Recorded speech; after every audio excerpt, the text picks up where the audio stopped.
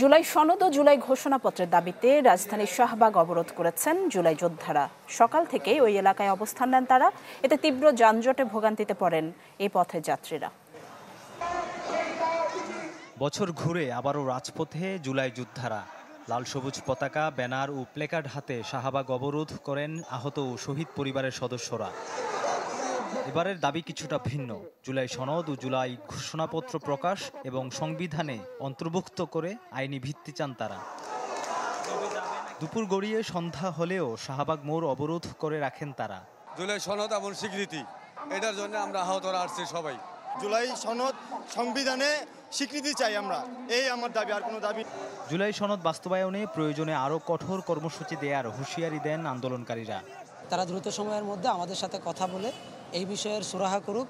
যদি সুরাহা না করে আমরা হয়তোবা কঠোর কর্মসূচিতে যাব, তখন হয়তোবা আমাদের সেই জুলাই গণ অভ্যুত্থানের কথা মনে পড়বে। আমরা আবার রক্ত দেওয়ার জন্যই আমাদের কঠোর কর্মসূচিগুলো দিব আর কি।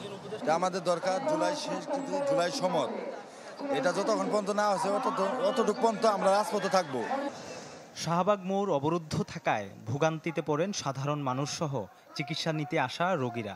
এখন পর্যন্ত যে অবরোধ, আমরা তো সাধারণ জনগণ যে সঠিক সময়ে গন্তব্যে পৌঁছাবো সেটা তো পাচ্ছি না ভাই। আন্দোলন হচ্ছে, রাস্তা বন্ধ হয়ে যায়, আমাদের খুবই সমস্যা হয়, খুবই সমস্যা হয়। 1 টাকার জায়গায় 10 টাকা চায়, 3 গুণ বাড়া যাচ্ছে এখানে। মির্জা রাকিব, চ্যানেল 24, ঢাকা।